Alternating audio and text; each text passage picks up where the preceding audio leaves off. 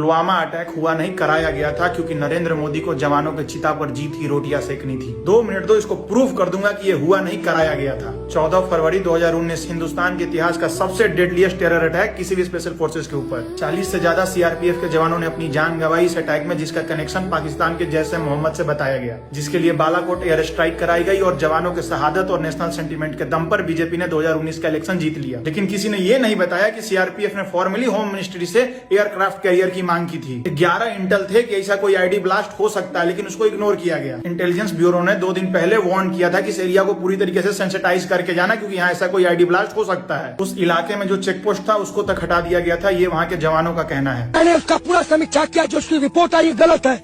मैं पूछता हूँ कि जो पहले चेक पोस्ट स्थापित किए गए थे वो किसकी मर्जी से हटाए गए, और क्यों नहीं जांच बैठाई गई?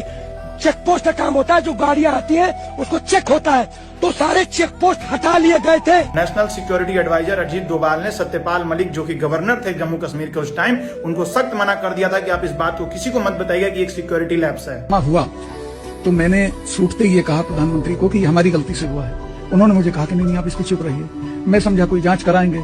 कुछ देर बाद मुझे डोभाल का फोन आया, उसने भी कहा सत्यपाल भाई चुप रहे, वो मेरे साथ क्लास फेलो थे लॉ में, तो उन्होंने कहा इस पे चुप रही। मैं समझा कोई आज तक उसकी कोई जांच नहीं हुई, और अगले दिन से ही ये शुरू हो गए उसका बेनिफिट लेने के लिए कि वोट देने जाओ तो पुलवामा की। फिर मोदी ने वही किया जिसके लिए वो फेमस है, पुलवामा के शहीदों के नाम पर वोट मांगना शुरू कर दिया।